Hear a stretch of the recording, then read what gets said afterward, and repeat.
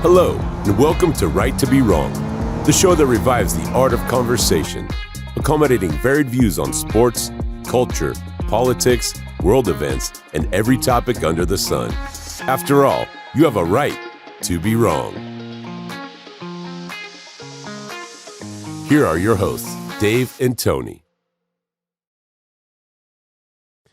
Well, Tone, we're back for our second video and audio. So I'll start with having watched back our opening video. Fantastic work from the guys at Mic'd Up. They're really making us look far more professional than what we are. I realized how fat I am, so I've gone with they say blacks are slimmer. So I've gone with pure black. I'll probably wear all black. But apart from that, I'm also nearly dying. And you set the standard a few episodes back where you injected yourself with everything, including horse semen and all sorts of stuff to get in here and record. So I'm doing the same thing. So if I cough, if I die, if something goes on, everyone can see the resuscitation live. It'll be entertaining, probably one of the best episodes ever. Now, aside from all that crap, how have you been and what are we talking about this evening? I've been good, Dave. I did review the video of our first foray into the video podcast, and I thought tonight that I was going to take it to the next level. So I used my verticoli tonight. The verticoli. Yes. They're actually expensive. They're like 12,000 lira. Made of real whalebone. That's right. It's the best. I was going to use the mane and tail, but now I realised I don't have any mane. Absolutely. Just all. Been good, Dave. And tonight we're going to talk about whether we are consumers or citizens. Interesting topic, spans a lot of areas because increasingly we've touched on a number of occasions how governments tend to see us as consumers. GDP is also important. And we've also spoken a lot of times around the lack of, or the impact of the lack of education on civics and civic responsibility and what it actually means to be a citizen. So that whole individualism versus the collectivism, and then what that means for especially younger people as they kind of roll through now in a consumer-led society. So is it the accountants in charge, or are the accountants just counting what's made after the economists have done their macroeconomic modelling and shoved it into the face of the politicians and said, here's how you'll grow GDP and here's how everything will work as a blunt measure? But I think, how do we get here, essentially? But I think economics or the economy is not the issue as such. What's the economy, Dave? Like going back to year 11 or year 10 or year 7, whenever it was. Year 7. I remember year 7. Yeah. Worst 3 years of my life. What was economics about? I remember the first thing was finite resources, right, to deliver all these outcomes, right? And a lot of the outcomes were job-related, financial-related, but also delivering in different countries and different economic styles, delivering outcomes, social outcomes and programs that support those who can't support themselves for whatever reason. So finite resources, here's what you've got to spend. What are you going to spend it on? And finding the optimal mix of those resources to deliver everything you need to deliver, but electing a government that's going to deliver the things you want delivered and you think is important. I think the issue in terms of consumerism is that post-World War II, I think the impact of the US on the global economy, this hyper-consumerism where everything needs to be consumed, you want the best of everything, we need to turn stuff over, and that's just social media has poured fuel on the fire in terms of how people see themselves as consumers. And I think in a lot of ways we've lost the fact that we do have civic responsibilities. We are part of a bigger piece, and we should consider that in terms of the choices we make around how our governments do spend money. If you keep making sense, this podcast is not going to work. There's meant to be one intelligent person and one dumbass, and I was counting on, what can I say?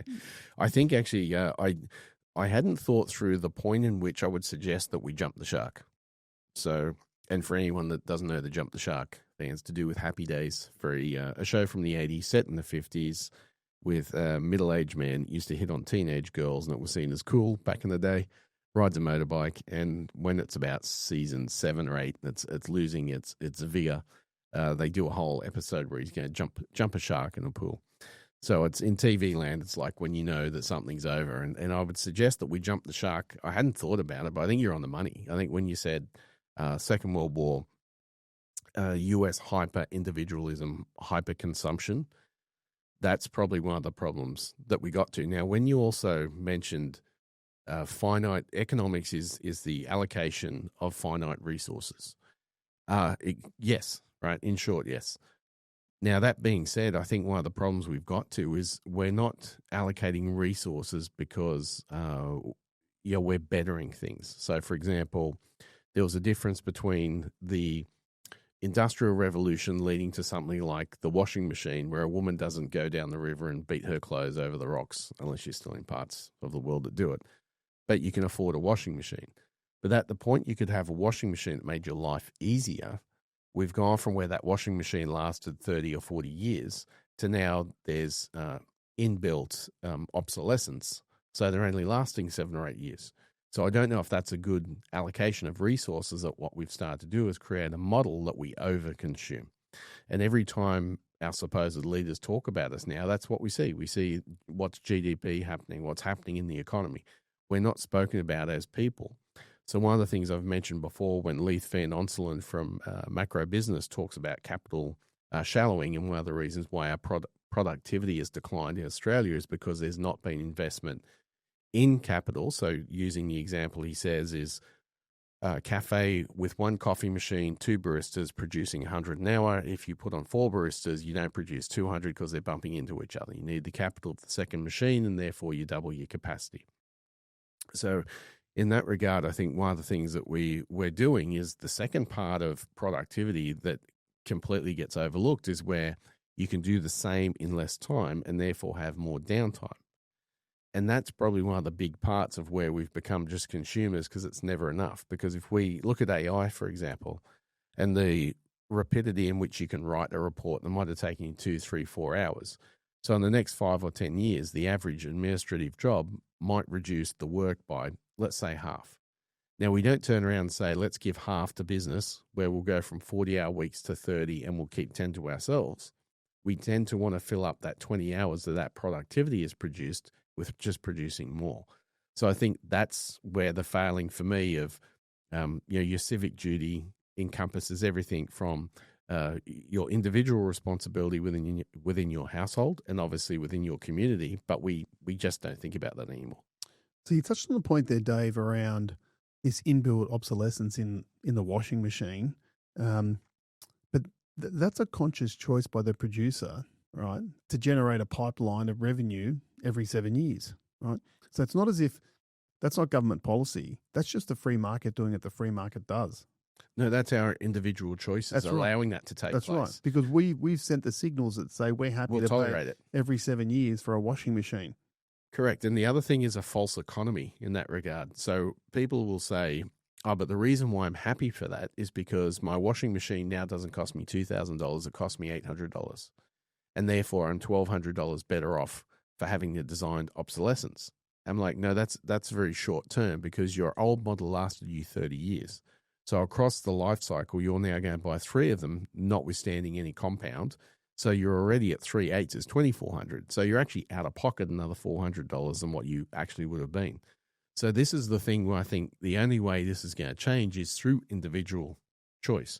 So everything from that consumption model of saying, actually, you know what? I don't want to buy a pair of shoes that's going to wear out in a year at $120 and go buy a pair of R.M. Williams boots as a figure that's going to be worthwhile repairing, and it'll be cheaper in the long run. You know, I'm not going to turn around and allow everyone to talk about me as a consumer. I'm going to say I'm a citizen. You know, I'm a human being. I'm more than just the model for you to produce for me to keep consuming the product and service that you want to sell me. So I can't see this is not going to change at the government level. It really is an individual choice if people are going to make it. But the other thing is, in today's world, you know, it sounds very, very easy, but there's a psychology behind what they do. Is everyone, it's the FOMO, right? No one wants to turn around, especially when you're young, and be told, oh, isn't that the same washing machine as what you had 10 years ago? Yeah, this new Butte one, it can make me a coffee. So you're right. It's individual choice, and governments can't really create policy or implement policies that might. Oh, they can implement policies, right? You can implement a policy of right to repair. I know, but my issue is governments in the past, one side of politics more so than the other, has stressed the right of the individual, right, that to make personal decisions about what it is they want to do and how often they want to do it, and the citizen has become a consumer, but in the government side, the citizen who's a consumer also becomes a taxpayer. Yeah, correct. Everything Right. comes down to dollars. It's always dollars. I do think to myself, we're effectively in the fourth industrial revolution with AI and machine learning.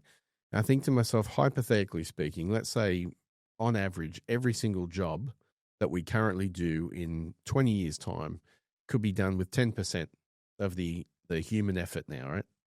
I think, would we literally then live in a utopian world where we're out with our kids riding bikes on a Wednesday afternoon and doing all these other wonderful things? Or would we turn around and go, oh, that's great, and I've now got 35 hours a week that I've got spare, so what work can you give me to fill the other 35 hours?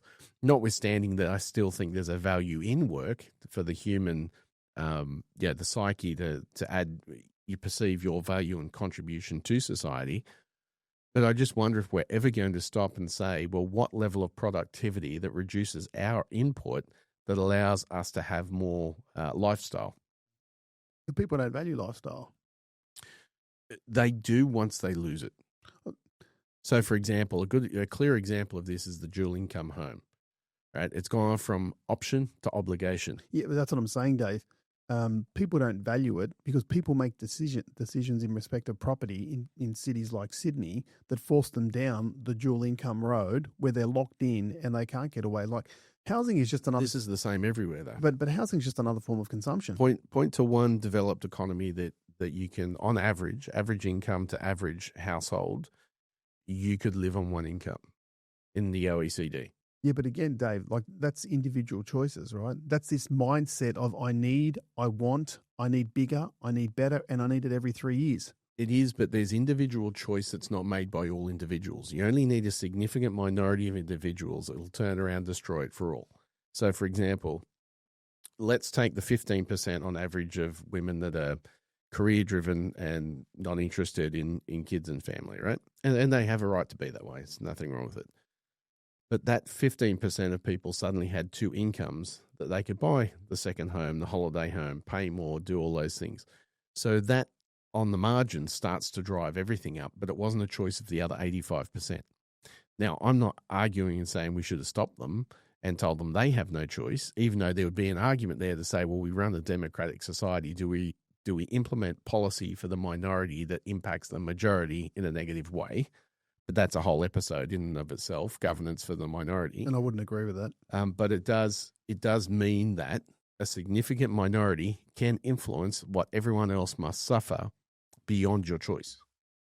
That's interesting, Dave, because like governments... I'm an interesting man, but governments have emphasised personal choice.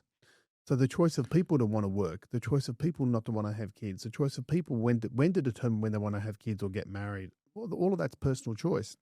That leads to the mindset that I can have what I want, when I want, as often as I want. And I'm willing to work my ass off in order to achieve that. And I don't want to, I agree with you. I wouldn't want to go to the point where what we did is we took away individual choice. But there are other things that add fuel to the fire. So, for example, using the Australian context, you say, okay, up until the year 2000, we had 19 million people. And arguably, there might have still been a fair amount of people that could have lived on 1 or 1.5 incomes, give or take, depending on the region, suburb, your job, so on and so forth.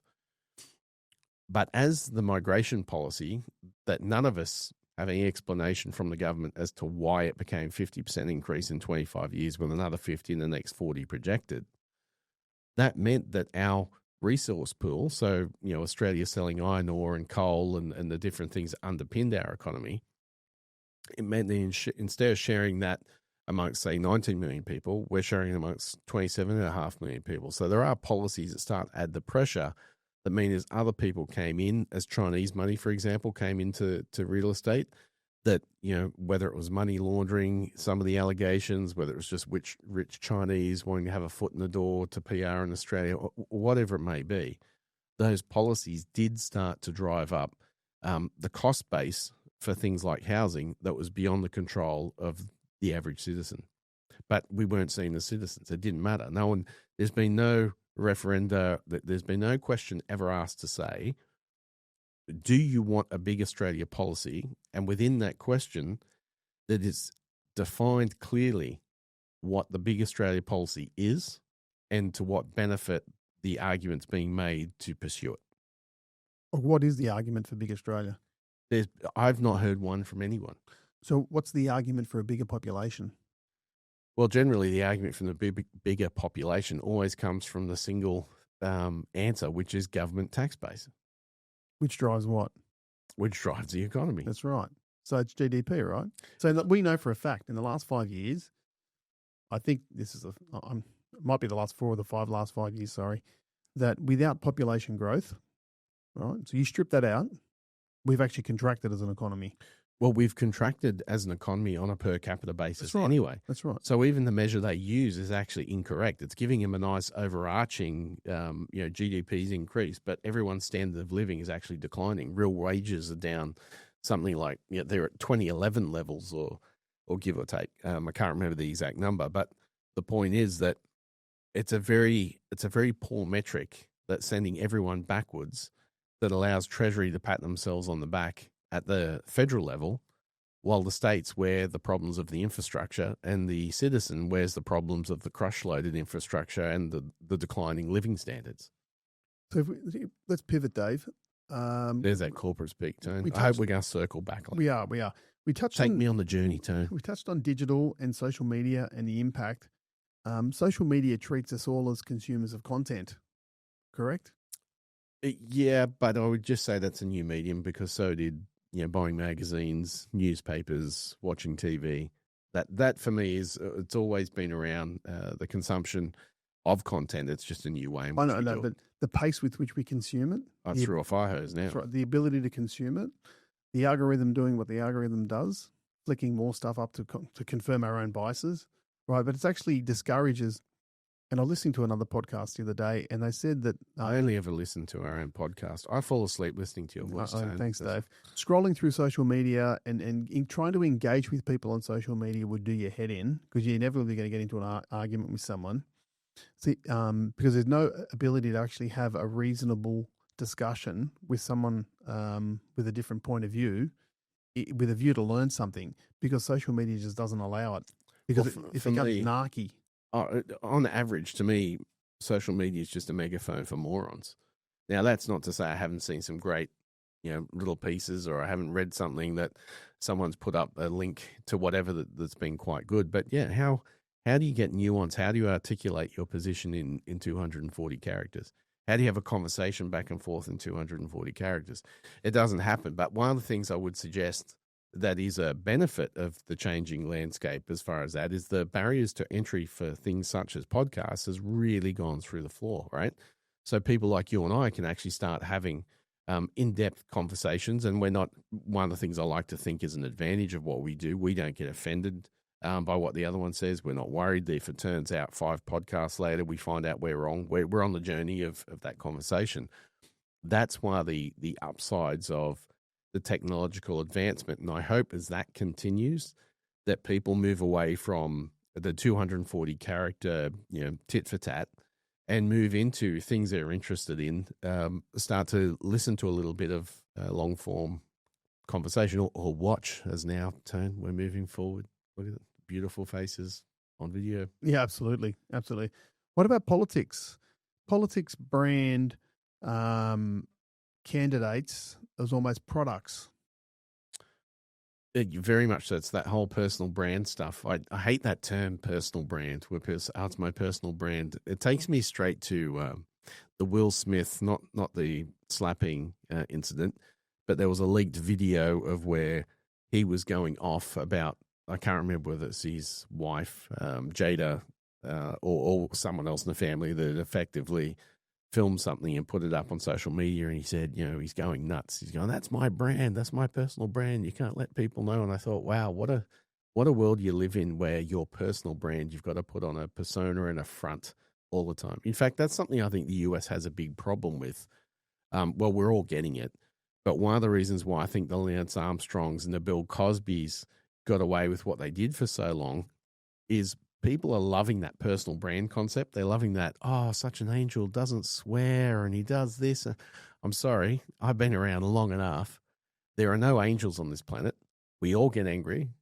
Some of us might not swear. The rare people might not swear, but we all make mistakes. We all get angry. There's something that goes on. I just don't trust anyone that has the supposed personal brand where everything's so curated and perfect. You're full of shit.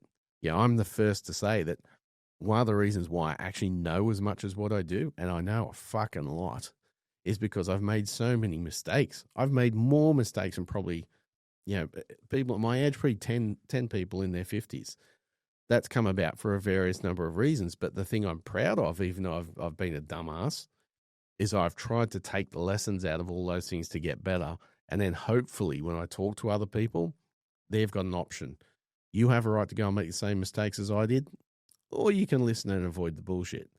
So for me, part of this consumer aspect is that whole curated life, the false life, the big house, the big car, how my wife looks, what my husband does for a job. And often it's really false anyway. People are hanging by a thread financially, or they can't stand each other, or they're cheating, whatever it is. It's just false. So I think if we get back to sort of civic duty, you're not worried about what someone else thinks of you because you're not doing the right thing for kudos. I'm hearing you. Couple of things before we get back to the serious content we're dealing with now. Firstly, all I heard in that whole diatribe of the past 3 minutes was, I'm a dumbass, and I agree. And I knew you'd take that out of it. And secondly, if you and I, before we leave tonight, can do a Coldplay-inspired Getting Busted Cheating, that would be fantastic. Of course. But isn't that... Now, for me, I actually have issues that they've lost their job over it. Now, the reason for that is... Obviously, the CEO was married, right? So that's a personal matter outside of work. Absolutely. The head of HR, from what I understand, was separated or single. Don't know. Yeah, fine. Yeah, and I'll let that go, but keep going. So what in their private life at a concert outside of work means that they should lose their job? Now, I know what they do because they probably have all these policies within the company, but this gets back to years ago. I used to say, you shouldn't be doing this. You shouldn't be saying people can't date in your company. You can't do this. You can't, because it's got nothing to do with your work. If you're performing your duties as a CEO to the best of your ability, that's it. This to me is, again, one of the fundamental flaws. So, for example, right, I've told everyone, I don't hide it, I'm on the Trump train. Now, does that mean that I think Donald Trump is the orange messiah? The answer is no, right? Is he a moron like people carry on with? No, he's not. And to be determined, Dave. You can't win a US election twice and get around everything he got around, whether true or otherwise, if you're a dumbass, right? It doesn't happen. But that doesn't mean that, for me, I could have a leader I hate. I could think that they're rude. I could think that they're self-centered. But if I looked at it and went, but wow, those policies, Australia, our economy, using the word economy rather than citizen, but our economy is booming. Everyone's got a great job. Our roads, you could run Formula One races on. Our hospitals are all like private hospitals. Our schools are just producing unbelievable kids. I don't care. Their job is not to be my friend. Their job is not to come around and have a barbecue with me, have a beer with me. And this is one of the mistakes I think we make. So the CEO of that company, that wasn't his job. And once you get to the point where you start to allow that image to be the preeminent aspect of your business, and notwithstanding, I know you've got to have a good reputation, but a good reputation in doing business, a good reputation in running that business. But, the world we created, he was always going to lose his job. I don't think this has anything to do with any policy that's in place. Point blank, you cannot be a senior executive at that level and be in a relationship with your direct boss. You can't. You cannot do it. Do you know how many women are out there that married their boss? But Dave, all I'm saying is it's wrong. You cannot be independent as a CEO and have the interests and make sure you're looking after the board who are looking after the shareholders if you're shaking the head of HR. No chance, not today, not yesterday, not the next 50 years. Can't do it. If we're going to go, and look, I agree. And what I'm saying is their personal life is their personal life.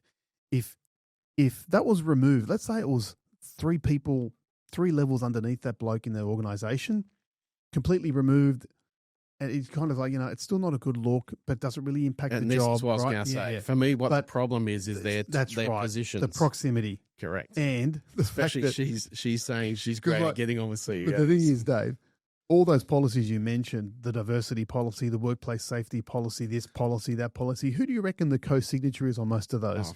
The head of HR. 100%. I just found just the look on the face when it went down, it was gold. And the memes that have come out afterwards are just too good. That's hilarious. It's one of those things that's going to go down in our cultural history as, the moment that Coldplay destroyed a marriage. Absolutely.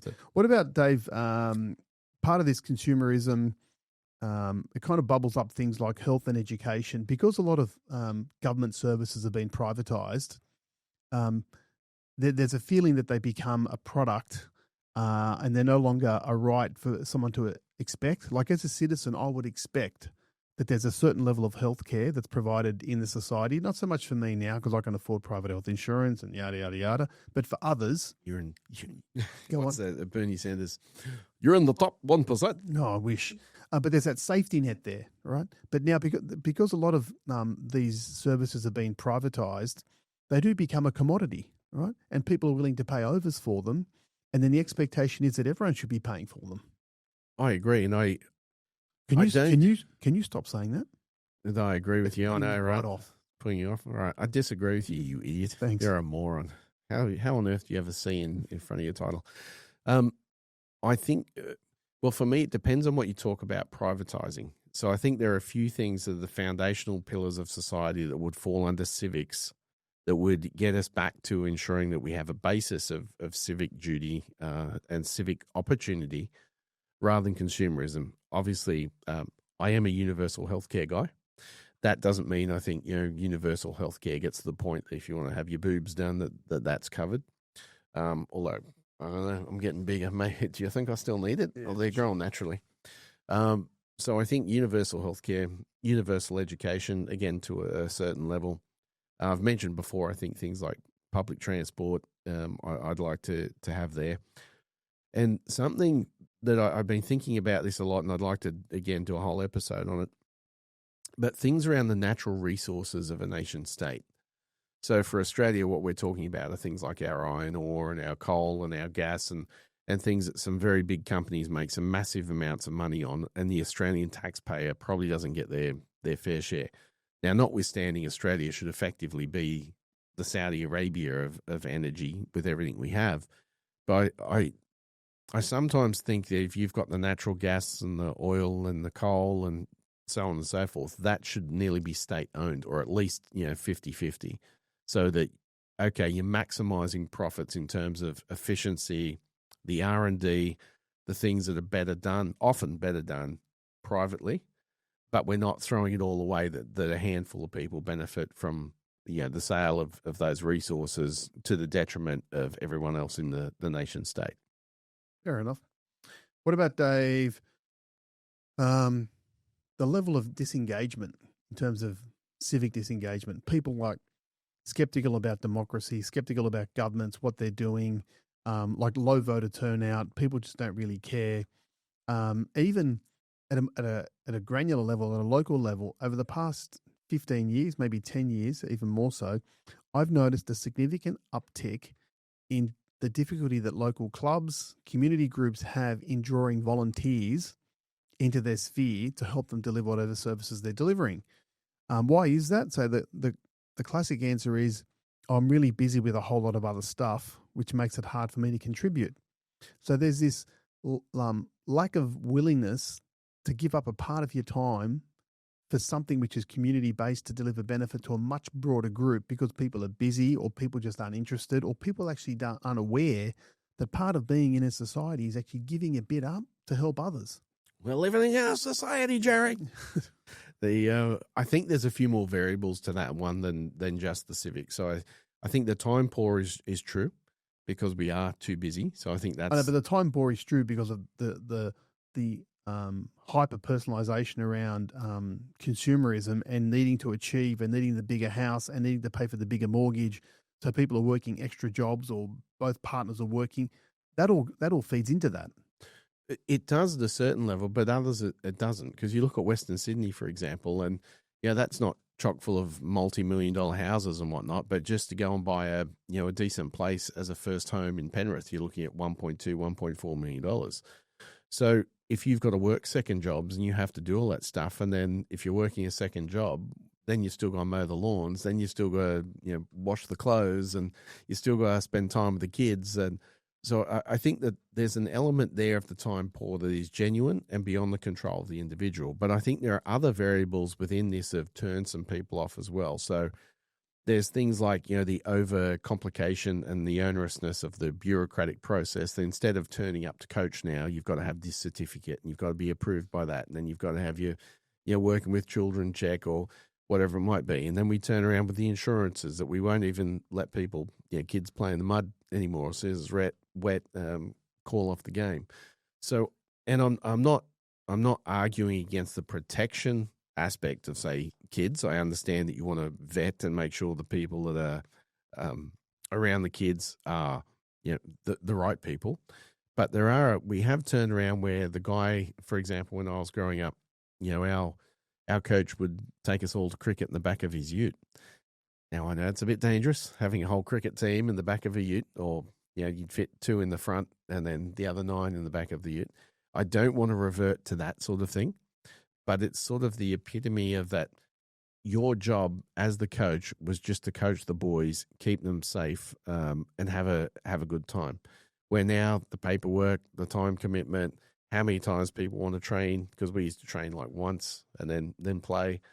So I think all these other things as well add to it. So if we remove some of the stuff and start to streamline the process of getting in and what someone's time commitment is, it might make it a bit easier. And then the other thing that happens too, and I can speak directly from experience here, having worked in a job where it was expected that, or it's expected now that if you're a business in a shopping center, you trade a bare minimum of 6 days, if not 7.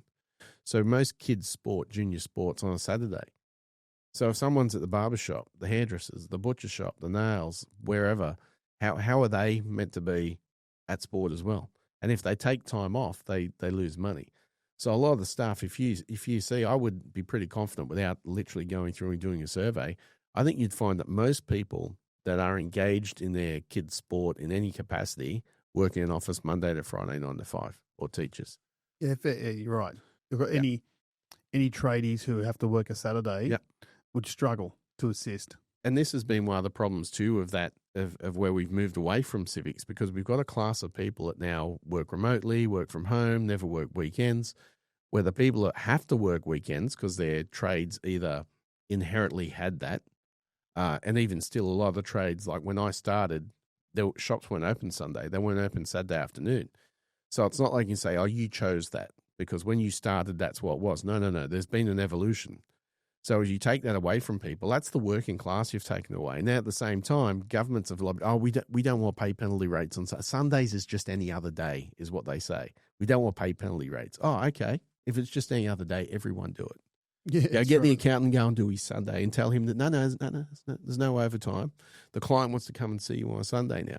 So this is part of that problem, is there's a bifurcation of society that's added to, one set sort of sees the other as the economy. Yeah.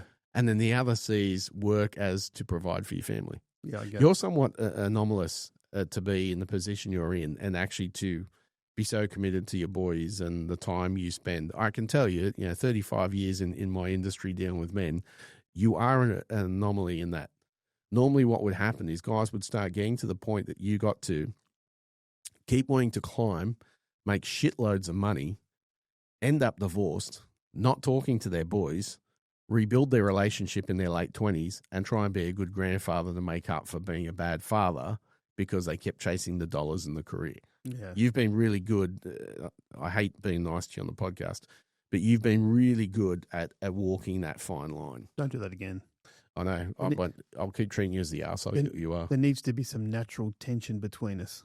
Yeah. We're now entering into my favorite part of the podcast. It's called the lecture session, where Dave, beyond his normal 460-word responses, which are capped, I throw some questions out and Dave's going to respond. So, Dave, I say, consumer choices can actually influence corporations. So consumers actually good. So the choices that consumers make, right, can influence decisions that corporates make in terms of boycotts, in terms of responses to the products that they sell, ethical concerns, sustainability concerns. So having consumers with power can actually influence good outcomes via the corporate free market. Oh, without doubt, it can do. But again, that requires the individual to take some action, right? Not to continue down the path of the automated response to consume. That's what I mean. So there are some benefits for consumerism, the power of the consumer. And make no mistake, I'm not throwing stones here, because only 12 months ago I gave to my old business partner two pairs of brand new boots that I'd never worn, that were still in the box, and at the time, they were $500 pairs, and this was in COVID when every businesses were worried they were going to go broke. So basically, everything was being sold at cost just to keep cash flow. And these were sold at $200 or $250 each. I'm like, wow, they're handmade leather, blah blah blah. And I already had enough, so they were just sitting there. I thought, you know what, it's better they get some use. And I gave them to him. So I'm not throwing stones. I overconsume myself, and I've got to make those decisions to be wiser and smarter, and say, what am I going to work for? Am I going to work to get caught in the trap that I'm going to have to keep working to 70 because all I keep doing is just spending, rather than find that balance between what I need, what I want, and have time, which is the most valuable. Okay, I'll throw another one out at you. People can be both citizens and consumers simultaneously. It can happen. It should happen. That would be the ideal. It can, or it should, yeah. Yeah, that would be the ideal. To get to the point that your consumption is still a reward for the effort that you're putting in to climb the ladder of life, but you don't get caught up in the sense that every 2 years you have to replace your car, when really it's got another 5 years in it. Your house doesn't just have to keep getting forever and ever bigger, that by the time you sell it in 20 years' time, you haven't been in 3 of the rooms. At the end of the day, why do you go to work? And you go to work to facilitate your life. And what's your life in general for most people? It will encompass family and friends. So the most valuable thing you have is time. So when you're getting paid, this is how I've come to look at consumption. When I'm buying something, so let's say the laptop in front of me, I just bought it today at $1,000, right? And I'm making $50 an hour as a figure. I look and go, that's 20 hours of my effort I've put in. So I've got to price my time at such to justify that that's worth the value. And I think that's something that people don't do. They'll race out and they'll buy something, for a lot of money on credit, and all of a sudden you're spending the next 3 years, 5 years working to pay off an item. That's not a healthy life. I agree. What about Dave? We've touched on this a couple of times. The educating people around civics and their responsibilities to give back to the community. Understand that they're a small piece in a much bigger pie, much bigger economy. I don't think it gets taught enough. I actually think I don't think we teach civics at school at the moment at all. I think they're talking about bringing it in, which I think is wrong, right? Because I think the younger generations, and we all do it as parents. You want to give your kids everything, right?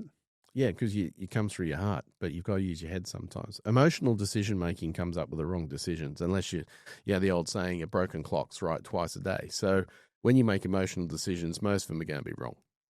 Yeah, that's right. What about, Dave, we talk about some of the things that governments can or can't do in this space, but I think everything leads itself to, at the moment, the narrative is always that the strong economy, what encompasses a strong economy? Jobs, right? Unemployment's down. People are working. People are earning money. People can spend money. Now, in Australia, we've only got a modest consumption tax, but that could flip soon. How do we, unless we change as individuals in terms of the choices that we make, and this gets back to, are we living or existing? We're going to continue to be on that same treadmill where we keep chasing and chasing. Oh, without doubt. I think it's we're at a point where I think society is going to hit a wall and individuals will start to learn the choices they have to make. Because if you look at debt around the world, private, public, state level, it's massive. So at some point we're going to have no choice. And then what's going to happen is people hit that wall. The only time humans reevaluate is when you hit rock bottom, right? And I know, again, I'm not throwing stones. I'm not saying I'm the oracle that hasn't made mistakes, but it's when you get confronted with the position you're in that you start to reevaluate what your options are and what really matters.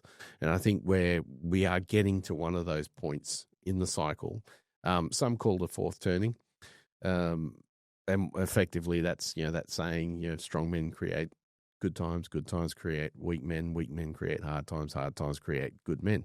So we're basically, we've had things have been very good. We've had a relatively long peace post 1945. We've had unbelievable technological development. We've had the ease of credit.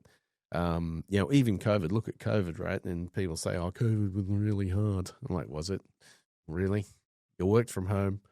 You had your food delivered. You streamed Netflix. If you didn't have a job, you're getting paid.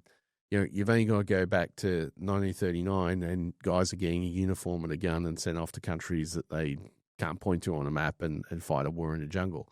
So I'm not saying I want to get back to let's have a big world war, but what I'm pointing out is that things have become too comfortable and too easy, and on the collective level, we probably need reality to give us that punch in the face. Yeah.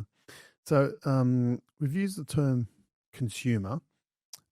Do governments or do political parties treat their voters or potential voters like customers? They're selling product, aren't they? Right.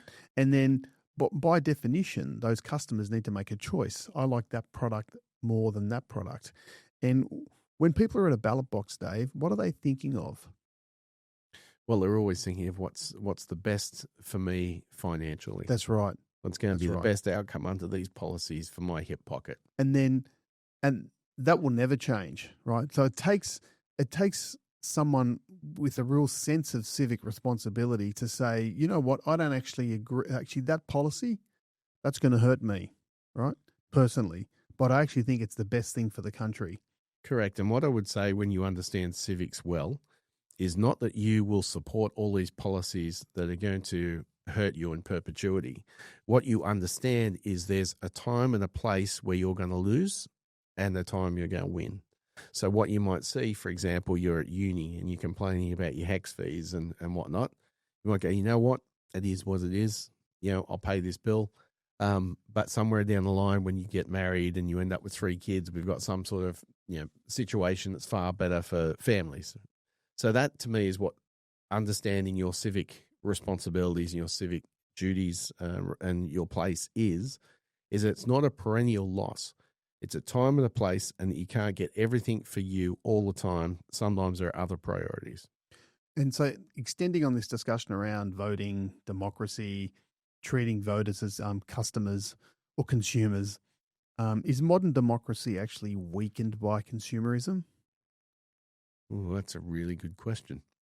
What I mean is they treat people as consumers. So then if I give these people X, Y, or Z, they will vote for me. So I would actually say yes, because pork barreling, as it's known, has always existed, right? Buying votes. But it's probably, again, we've used the word hyper. It's probably, hyper consumerism again, is that, we've gone from it's something like introduction of universal healthcare, for example, is a very big seismic change in how a country is run.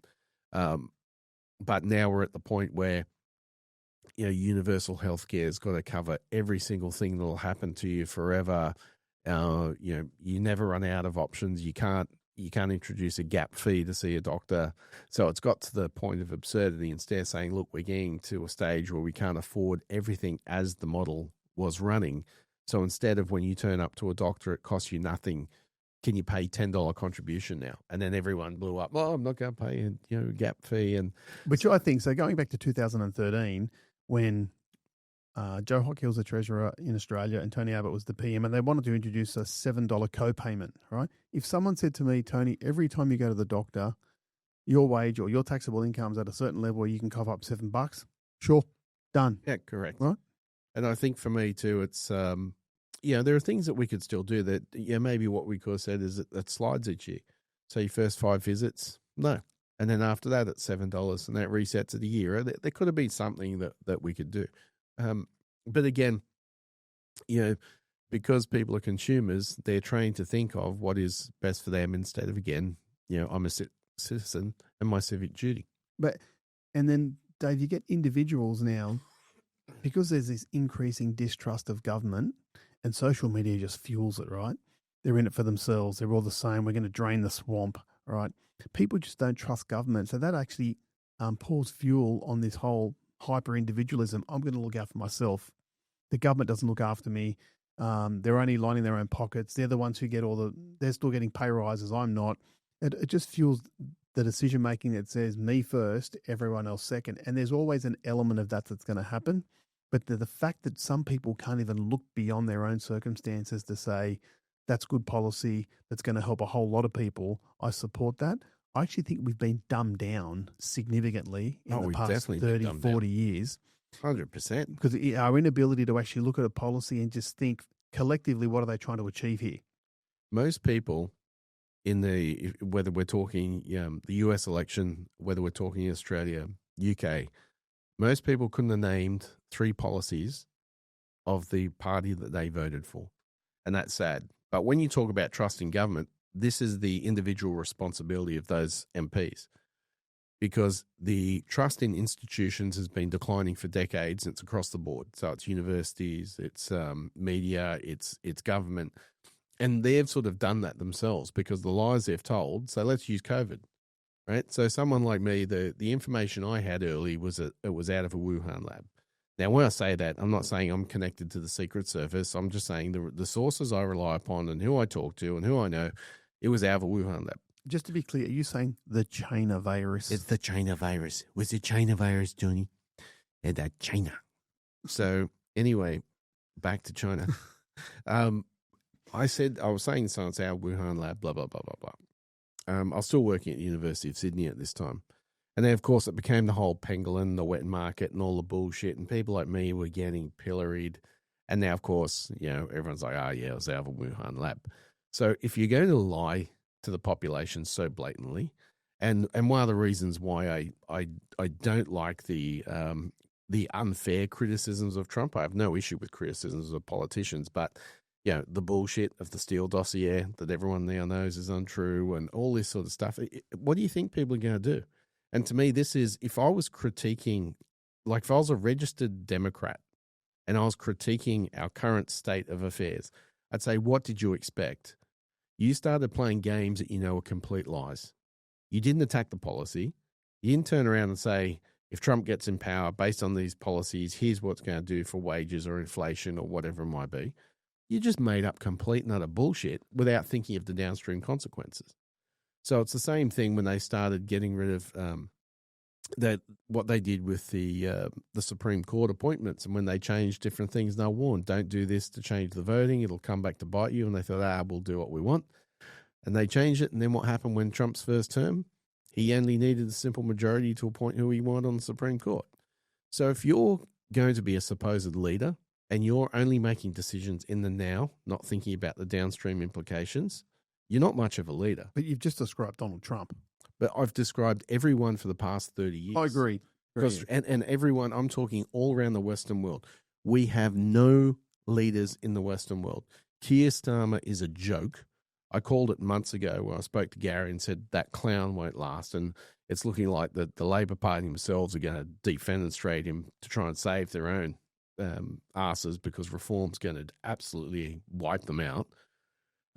Here, obviously, we haven't had one for a long time because Albo's nothing, Dutton offered nothing, ScoMo was nothing, Abbott was nothing, Turnbull was nothing. Literally. Mind you, ScoMo overnight did get a Guernsey in some US Congress House committee talking about the impact of China.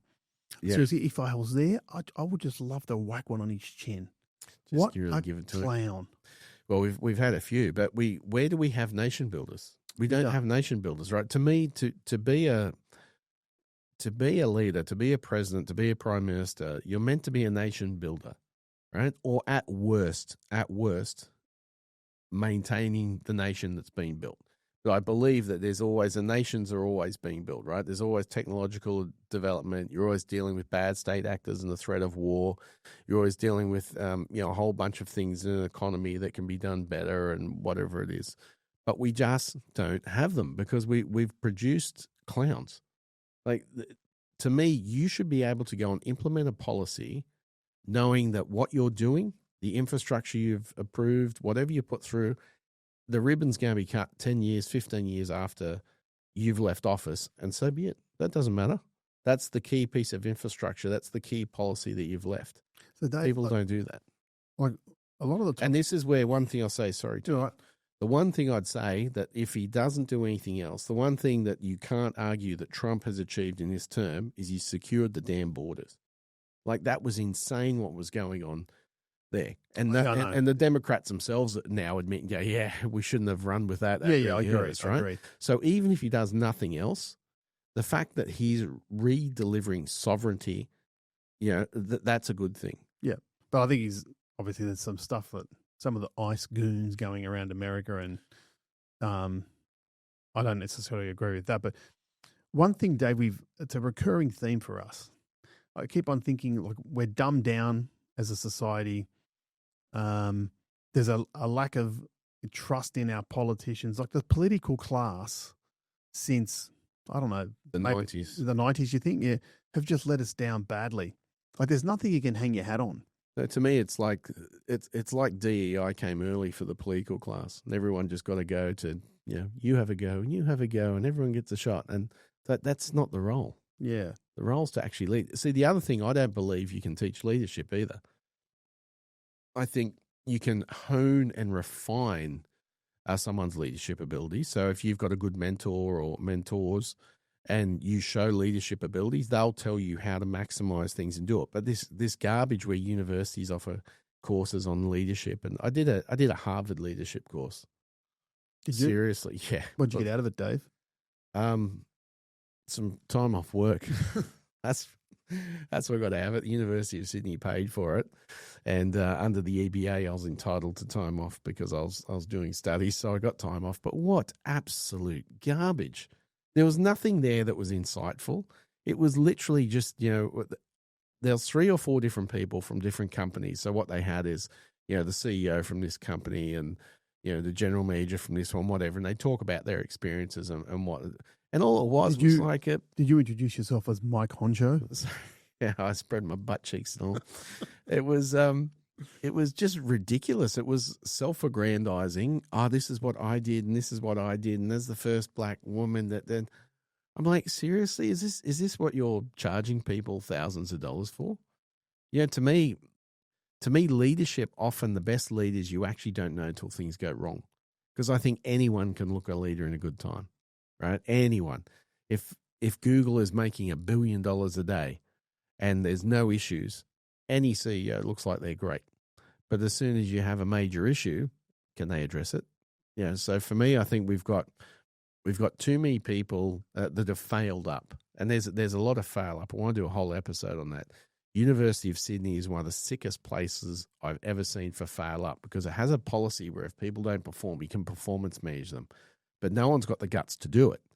So what happens is nothing ever gets said. And then someone will apply for a job. Say, for example, they're at a basic level and part of a team, they apply for a team leader's job. Everyone will talk behind their back going, are you serious? This clown's applied for a team leader. The manager won't say anything because they want them to get it, so there's someone else's problem. So then when they get a recommendation, the manager will give a good recommendation, so this clown ends up out of their team. Next thing, they're a team leader. And then the manager there finds out they're a shit team leader. And then after a year or two, they'll apply for a management job. And they don't want to say anything because they'll get stuck with them. So they give them good. And then the amount of people failing up. There are people at the University of Sydney who have never done a day's study. Like, I'll tell you right now, Dave, I'm triggered by that. I think if people think I'm lying, I'll name the names. No. I think you are targeting me. You've just described my 35-year career. No, you didn't fail up. No, it's unbelievable. And that's the problem. Because, again, what we used to have, speaking of civic duty, let's take like a company like Woolworths or Coles or Walmart or something similar. Often there were a lot of people that if you looked at the CEO, the GM, MD, whatever, all the C-suite, and you looked at their background, they started in the company like they were still at school. They were the stock boy or she was on the checkout. And then they worked their way up. So by the time they got to the top, there was a few things that they had that inherently made them well, they already showed their leadership, but they had these characteristics inherently that were attained through that journey. So the first thing is they actually understood the business properly because they worked at the coalface. And then by the time they got to their $5 million a year or $25 million or whatever it was, they understood the implications and their decisions on the woman on the checkout because she'd been paid that money and had gone through it.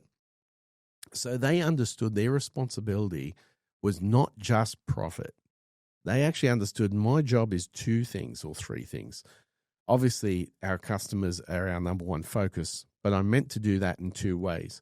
I'm meant to maximize the profit for the business that's not raping the consumer. And I'm meant to make sure that my people that are delivering our product and or service feel worthwhile and they have an affordable living wage and they're respected and they enjoy coming to work. That's gone. When you turn around and you take a kid out of a private school and you put them into the best unis and then you put them into the best grad programs, and then 10 years later, 20 years later, you can't work out why they don't know what's going on at the coalface. That's why they've never been there. Stop doing it. Yeah.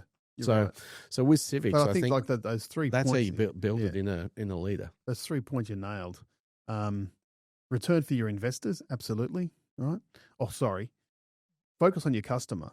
Deliver the return for your investors. Have a highly engaged workforce that feels valued, and you can't go wrong. Exactly. Right. You'll last forever. Now, but to get that highly valued and highly engaged workforce, you need to be a leader who people can look up to and say, they've walked in my shoes. Right. Correct. That's exactly right. Yeah. And there's not a lot of people. Like, in all honesty, someone like me would have no chance of climbing the ladder in the modern higher education sector. I'd have no chance, because when we would turn around and someone would say, here's the data on misconduct matters, and I'd say, look, it's growing exponentially. We need to address this at the recruitment stage. So in other words, tell our recruitment team to stop bringing in people from X region or Y region, or, do better background checks. People don't want to hear the truth, right? What they want, to succeed in the modern higher education system, you need all the corporate speak bullshit. You need to talk dribble. You need to say the right things. You need to say it in the right tone. And the reality is that society doesn't get driven forward by consensus. Dave, I think we should take that conversation offline. Yeah, take it offline before I turn around and actually rip someone a new one. There are times we have a podcast discussion and I won't get down. I just think to myself, shit, we've got too many problems to solve, right? There's stuff. We've got a lot. We're in a mess. But you and I are north of 50 now, thinking, man, we're not going to see this stuff through. So what can we do? But I did have an experience last Saturday of leadership that directly impacted my 12-year-old. He saw someone at the local park who was about to referee, and he said, Dad, I think that's my school captain at school. I've gone, really? What's his name? So I walked up to this guy, and I had a bit of a chat with him. I said, I think my son recognised you. Are you the school captain of College X? And he goes, yeah, I am. Where's your son? He goes, oh, he's over there. He's an instructional referee. He's in year 7 this year. He goes, oh, okay. So I walk away. This a 17-year-old who's the school captain walks over 50 metres to go and talk to Dom, introduces himself, says, listen, is there any dramas at school? Let us know. You got my name. Come and see me. I can help out and do anything. And I thought to myself, maybe there is hope, Dave. There's always hope. Like, every generation will produce leaders, but we've got to stop believing we can manufacture them. And if you're going to have the best chance of the maximum amount of people that will bring out their leadership qualities, be confident to do it, get back to civics. Yeah. Get back to starting it very young, so that people understand there's more to life than just themselves. And particularly when they get to the workforce, that yes, you want to achieve, yes, you want to have a good salary, but not to the detriment of everyone else around you. Don't go climbing over the top of everyone, just so you can be the king or queen of the ashes. I remember talking to someone working in a corporate, and it was about leadership. And I said, I don't come into, when I go home at night and my sons say, what'd you do today, Dad? I don't say, oh, I led. No. What do? I touched base with the team because I was one of the team members having a bit of an issue. I spoke to my manager because there's some other stuff going on. I worked on an initiative that's going to help promote blah, blah, blah, blah, blah, blah. I did things. I got involved. I supported where I needed to. I made decisions where I needed to. But now leadership is just this term when in fact it's actually a whole raft of behaviors and actions that you take to drive things forward. And it doesn't have to be business related. It could be touching in with the person who potentially just lost a family member 3 months ago and struggling, right? Correct. It's all of that stuff. But we wash it over now with, I did a leadership course at Harvard. Oh, correct. And that's a very good example you use there, because what that means is, as a leader, you might have a worker that's a good worker, great in the team, and for 3 months their work's terrible, right? It's not up to standard. You got two choices there. If, for example, the key part being someone's died, right? So you've got two choices there. Their work's not up to standard in the months after. So you can either give them a hard time and say, well, listen, you're at work now, compartmentalize and get it done. Yeah. Or you can be human and go, look, just for the next few months until you're all good, let us know what the team can pick up and just lighten the load. And then hopefully that same person, a year, 2 years' time, when it happens to someone else, the same thing happens. That's right. But again, that sort of stuff doesn't happen. Everyone's too bottom line and profit driven. Yeah. But I only have one goal each day, Tone. Make sure I message the Mauritian Queen, and otherwise, geez, I get in trouble. Yeah. Were you thinking of me today? Always, honey. What they say, Dave, if you're not first. You're last. Now, listen, closing back out on our conversation, here's a question, Dave. Are we shaping society or shopping in it? Ooh. Have you been using ChatGPT? Yes, I have been. You have been. That sounds very ChatGPT. Yes. We're shopping in it. Yeah. We're not shaping it. So what are the actions you and I can take on a daily basis to reinforce that we're actually trying to shape it? Set fire to every Westfields. No, just kidding. No one do that. Look, I think it just comes down to trying to find that balance. And for example, if you've got family, remember why you're going to work and spend some time with the kids and your other half. If you're not, if you're single and whatnot, just the way in which you engage and treat other people. Don't look at everything. Don't apply for every job because it's got a title, or don't look at it for more money. I think the things that underpin the direction of consumer over civic is greed and power. Yep. So I think if you're aware of the decisions you're making, are they underpinned by a greed or your desire for more power? Is it the right thing to be doing? I think if you can ask that question, so if you look for another job and you say, you know what, I think I'm ready to step up, is it because you think you can make process improvement? Is it because you think you can lead the team well? Is it because you think you can benefit the business in some way, whether it's efficiencies or margin?